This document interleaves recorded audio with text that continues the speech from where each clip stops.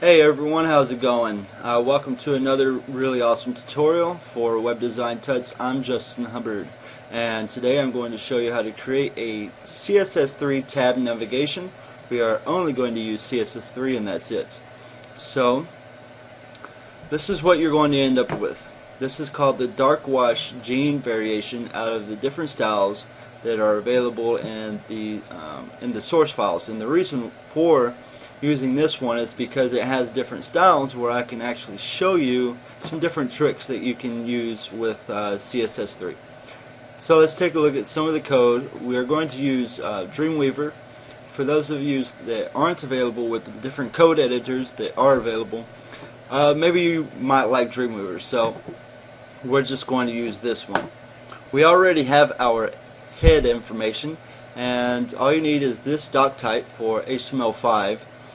We don't need all the different doc types that are available. And for our char set, all we have to do is use UTF-8, and that's it. For our title, we are simply going to use CSS3 tabs, and naturally we have our head, body, and end HTML. Okay? Alright. Next thing we are going to do is add our style sheet. So to do that, we can simply use style sheet. One of the cool things about Dreamweaver is that it does have this code completer. And what that allows you to do is, if you just happen to forget something, or you just want to type faster, like me, I'm not very fast at typing HTML code, so Dreamweaver helps me by making those suggestions for me. Next thing we're going to do is add in our IE9 statement. We will put in if less than IE9. Okay, and then we will end the if statement by putting end if. Okay, and we need to add our style sheet, which would be link rel of style sheet.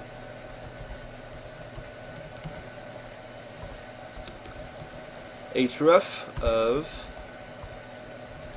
styles / Internet Explorer.css, or wherever you decided to put the CSS file. And we'll put media of screen. Next thing we're going to add is Dean Edwards IE9.js, because we have some advanced selectors, CSS selectors, that Internet Explorer 7 and 8 don't recognize. So this will fix that for us. So we'll simply grab it from the CDN IE7.js. Give me 1 second while I look at my notes here.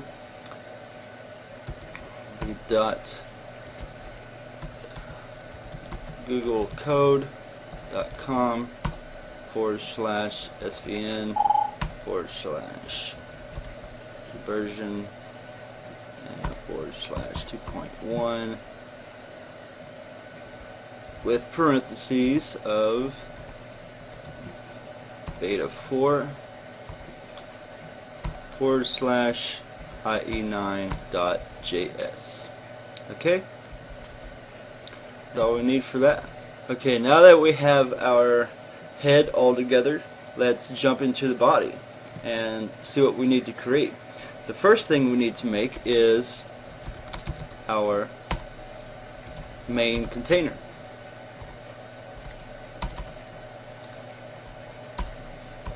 Okay, this is the main container, which allows you to move around the CSS3 Tabbed Navigation. Okay, the next thing we want to create is our class of tab container.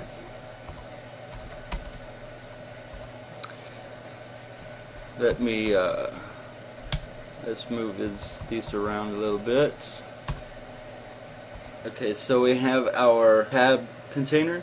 The tab container basically holds in all of the actual tabs themselves and the body content. Our next thing will be the tab itself.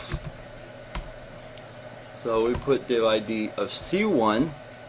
Okay, C1 is the href hash that we are going to call in the actual tab, so that we know which content do we want to show.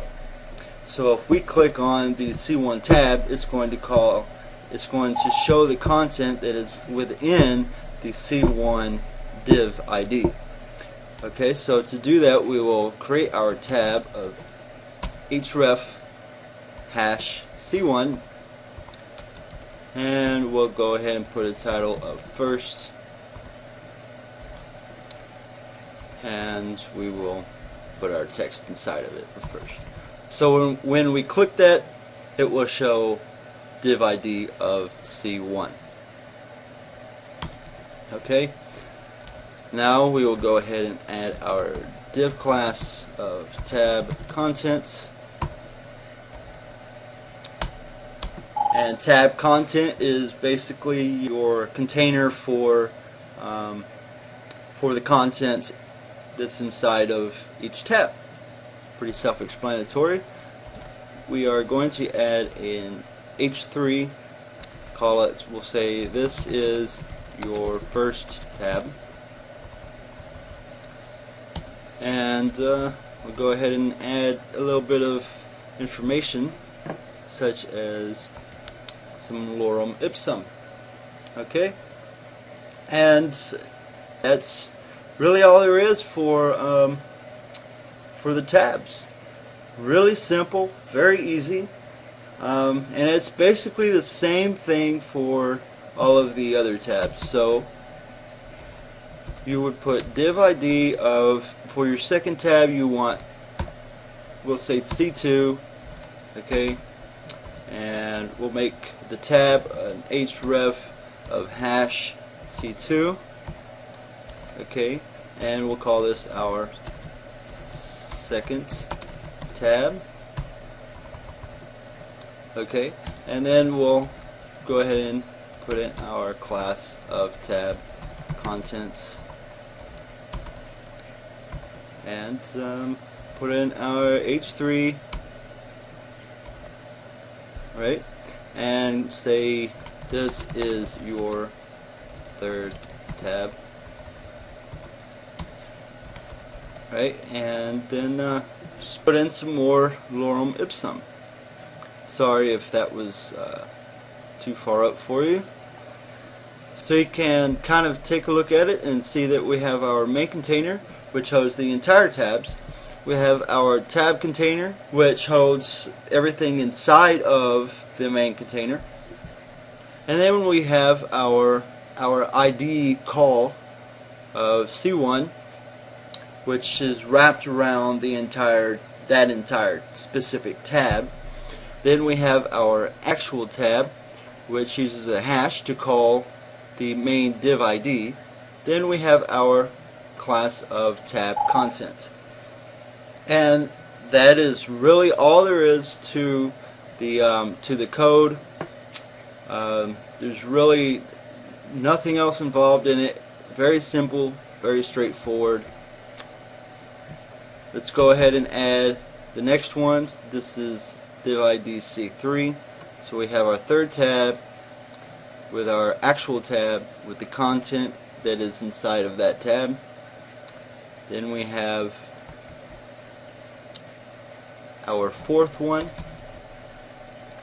We have our ID of C4, hash C4, called it the fourth. Then we have our tab contents. And the last one will be C5. We have our ID of C5. And this one is clear. And please remember that the last tab, such as ID C5, that you put into your code will be the first tab that is shown in the tabbed navigation, and there will be no tab for that to click on. So it's best to use that for something like introduction information or something similar to that. So that is all there is for the HTML code. Okay, let's go ahead and take a look at the CSS code. Okay, so the first thing we are going to do is import our reset style sheet. Okay, wherever you put this style sheet, you can import it from here. Next thing will be our body, and the only reason why we are adding a body is for the purposes of this tutorial, since it is a standalone version and it's not going into a website. If it is going into one of your projects, chances are you have a main style sheet and you already have a body, so you can use the ID of container for these styles if you'd like to. We'll go ahead and add a font family of let's just say Arial, and we'll go ahead and put a color of E7, E7, E7. This is basically a slightly dark white. Next thing will be our paragraph tags, our tab contents.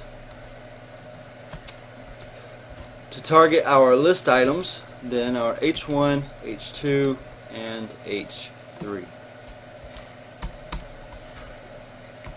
And we will put a margin bottom of 10 pixels. And this ensures that there's enough space between your paragraphs, your headings, and your list items. Next thing will be the A tag for your links, and again, you probably already have this in your website's file, and if you do, no need to really worry about it, but we'll add it for the sake of this tutorial. Our color for our links will be EFD24A. Next thing will be when we hover our links, and the color for that will be AF9B41. Next thing we are going to style is only the H3 inside of the tab container class. So we'll put tab container H3, and we'll just add a font size of 147% with a color of EFDFB3.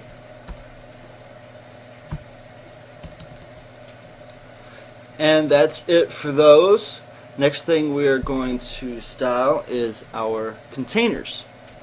So the first one is our main container.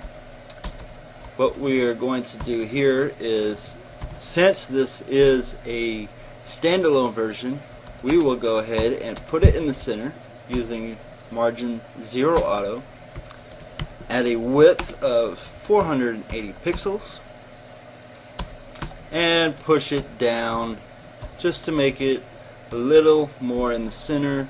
Push it down by 4%. Alright, and that's it. Then we will style our tab container.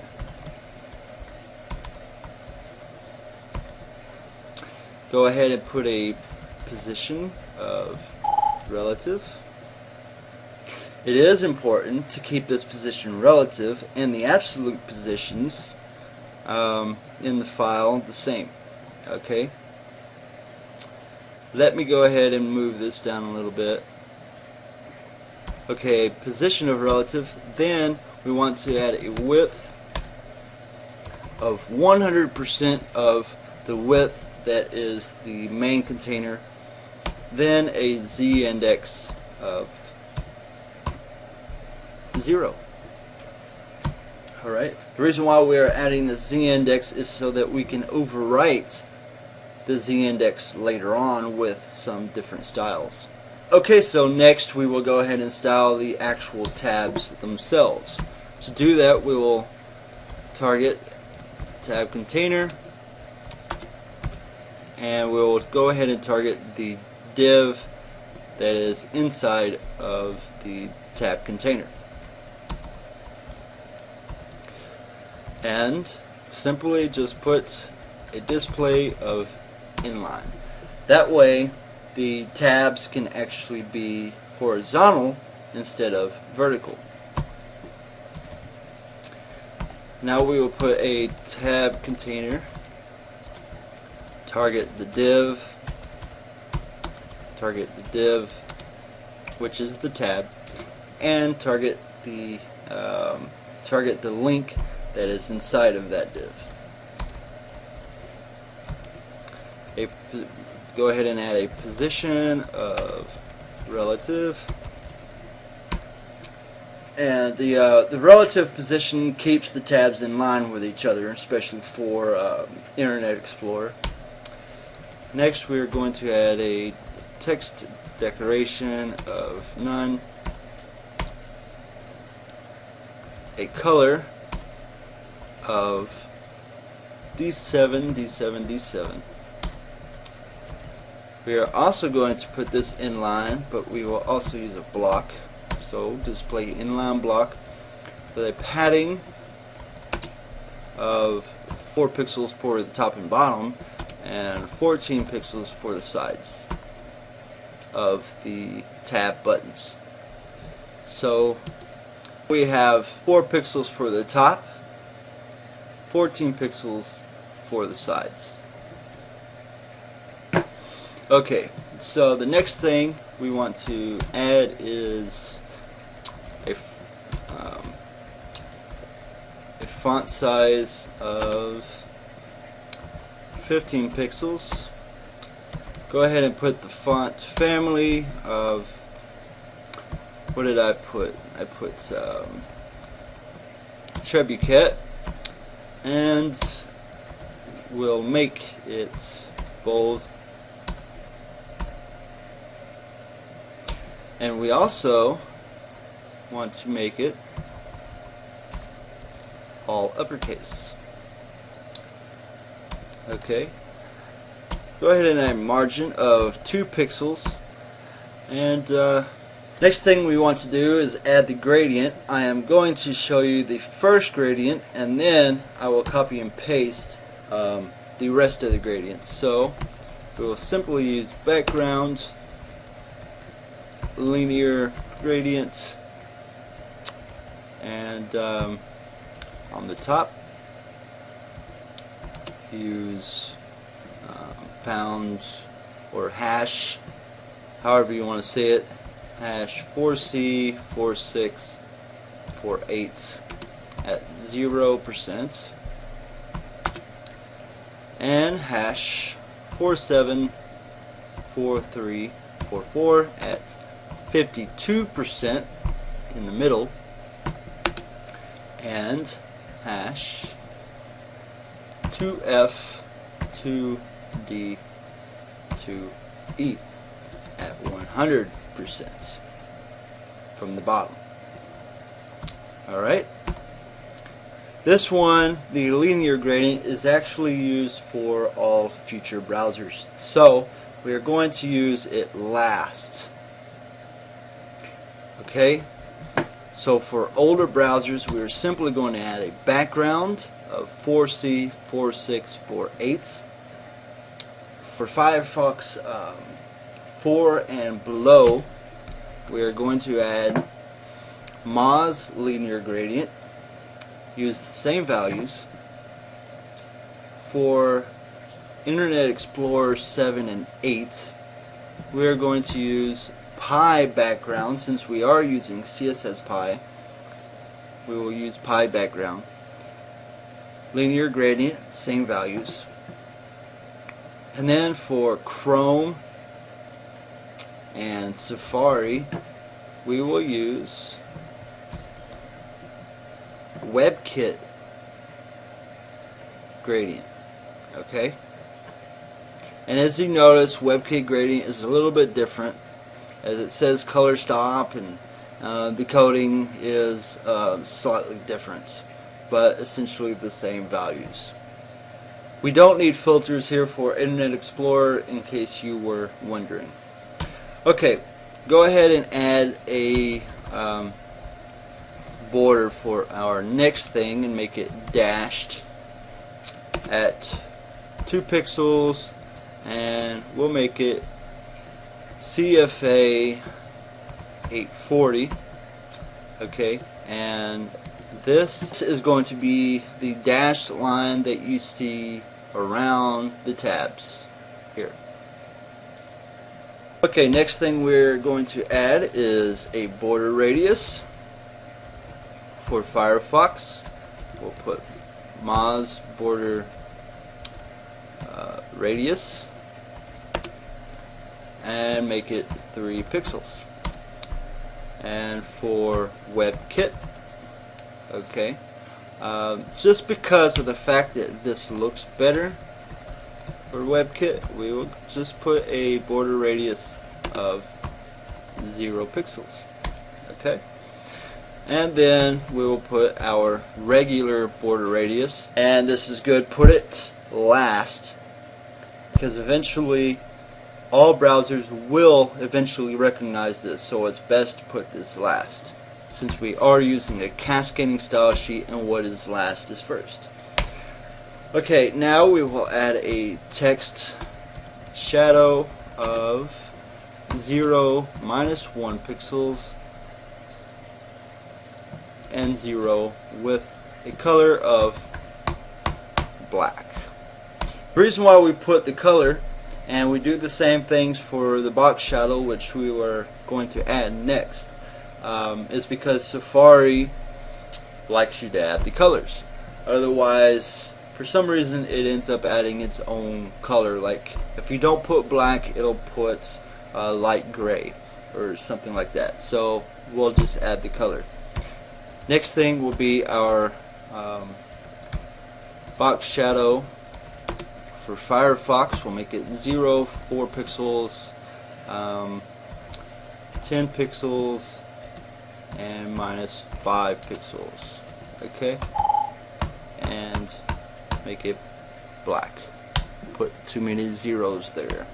Okay, then we will put WebKit box shadow, same values, 0, 4 pixels, 10 pixels, -5 pixels, and a color of black. And lastly, box shadow with the same values, 0, 4, 10, -5, and black. And that's it for the actual tabs themselves. So what you should end up with is something similar to the tabs you see here, without the hover change. Okay, we are going to add that here in a second. Let's go ahead and take a look at the rest of the code. Now we're going to change the style a little bit when we target a certain tab. So to do that, we will put tab container, target the div, make it the target, and target the link. Okay, then we will put a background, so essentially we are overriding the tab's gradient background by putting this background of none with a color of 948A81. Okay?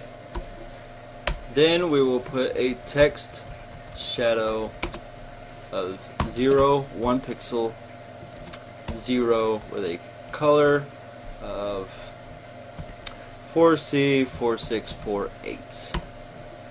Alright? And this is one of those selectors that Internet Explorer 7 and 8 don't recognize, so that's where Dean Edwards' IE9.js comes in. So the next thing we will style is the second div within the tab container class, basically the tab content. So instead of using that class, we will simply target the div. Okay? Just trying to show you some different ways of doing this. Another way you could do it is just simply put tab content and target it that way. Alright? But for the sake of not having to use extra classes all the time, you can simply use selectors. And that's what selectors are for. Okay? So we will add a background gradient top with a color of 4C4648 at 0%. Oops, 0% with a color of 474344 at 84% for the middle, and a color of 2F 2D 2E at 100% for the bottom. Alright, and just as before, we will simply add a background for old browsers. Okay, then we will add a Moz linear background gradient for Firefox.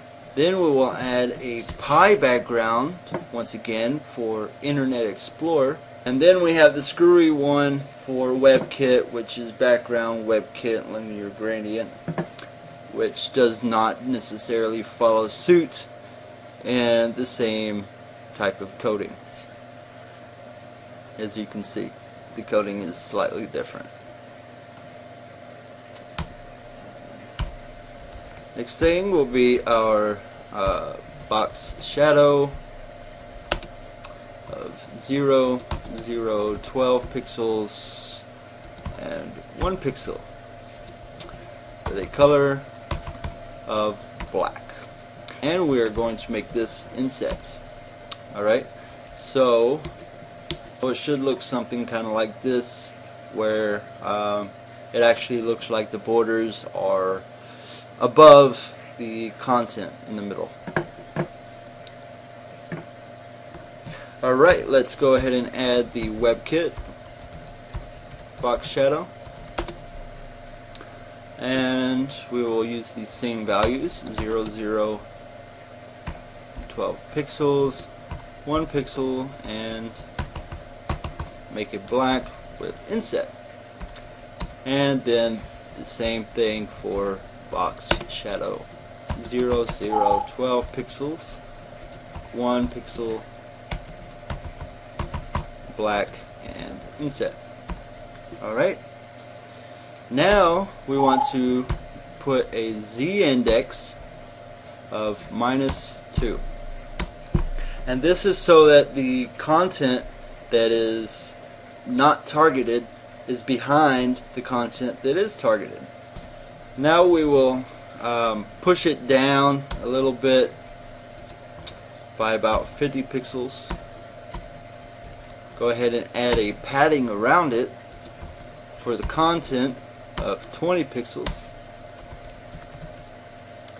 We will put a solid border at 6 pixels with a color of 4C4648. Add an outline. This is the same as the dash border that we added in the actual tabs, but let me show you the difference. The reason why we are using outline instead. The reason for that is because we can't add an outline inside of the content area here. So we have to add two borders. We have to add a solid border here and an outline here, right? So that it looks like the dash border here is actually inside of the div tab content area. So let's just go ahead and add that outline with 2 pixels, make it dashed with a color of CFA 840. Alright, and we want to add an offset for that outline, so we put outline hyphen offset, and we'll make it 8 pixels. You don't have to have an offset, but it does bring in the outline so that it looks the way that I showed you instead of being outside of the box. Now we will add a min height of 250 pixels so that it changes the value if you need more or less content space, and so that we don't have overlapping content from the non-target content area and the target content area if one of them has more content than the other, naturally making the height bigger.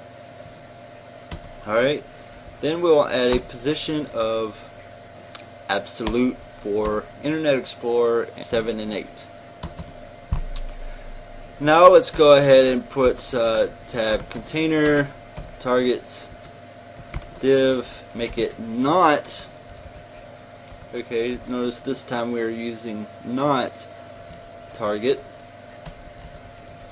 So if the tab is not the target, then the tab content we will make position of absolute. Okay, and it just keeps the module contained, basically. Now we will just use tab container. We will target the tab, the div. When we do make it the target, we will also target the content. Alright, and then add a position of absolute with a z-index of 3, and this is important. Okay, so essentially when we click on the tab, making the content inside of that tab a target, then we want to bring that content to the front.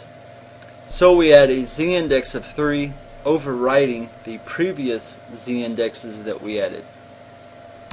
So now let's put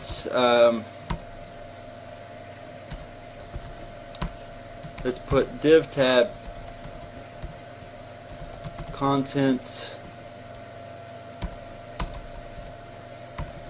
So we are going to target the actual tab content class. We'll put a bottom padding of 70 pixels, a left padding of 20 pixels, and a right padding of 20 pixels. Alright, and just in case you'd like to add an image inside of your tabs, let's just put that image. Now you don't have to do this if you don't want to, but let's just put the image in the center of the tab content, give it a display of block, add some padding to the bottom of 20 pixels, and add some padding to the top of 10 pixels. Alright, so this is all. Let's go ahead and take a look at the coding here and see what we've done. So we have a body here, which you don't really need, especially if you're adding it to your own project. We have a margin bottom for our paragraph tags, the list items inside of tab content, H1, H2, and H3. We have our link style here, which again you don't need unless you want it specific for the tabs. We have our hover link style. We have our H3 tags inside of our tab container with a font size of 147 and a color of EFDF8V3. For our main container, we put that in the center, added a width of 480 pixels and pushed it down by 4%. We have our tab container with a position of relative, mostly for Internet Explorer, a width of 100% of that 480 pixels, and a z-index of 0. Then we have our tabs where we put display inline so that tabs are horizontal and not vertical. So we have our actual link here for our tab. What's important here is the display inline block, also the 2-pixel margin, and the dash border to make it the jean style here. But what's really important is the position relative and the display inline block for that. We also, when we targeted the actual tab, we changed the background and put a text shadow here of 0, 1, and 0. Next, for our actual tab content, what's important here is really z-index -2 so that it's behind the targeted content.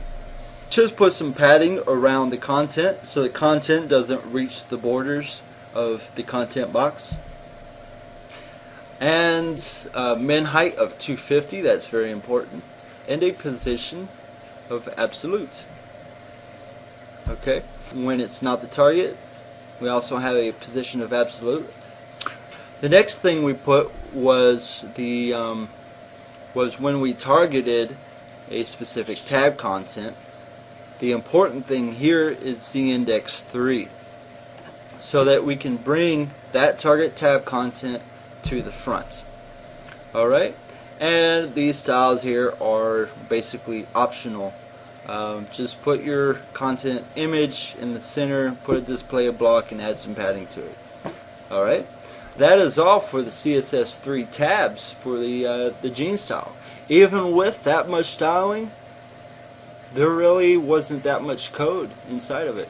So you should have something like this, and if you don't, then you may have missed something, but don't worry, it's probably something very simple. So just go back and take a look at what you may have missed, and then you'll end up with something like this once you're done. I guarantee you. It's really easy and no problem at all. As you saw here, the HTML code is very little. So we have a total of 2 containers and a container for our tabs and our tab content. And that's it. Alright, and again, you should have something that looks like this. So thanks a lot for taking a look at this tutorial. I hope you enjoyed it, and I especially hope that you learned something new and valuable, and something that you can add to your web design repertoire. And until again, I'm Justin Hubbard, and thanks again for watching another awesome tutorial for Web Design Tuts. Have a great day.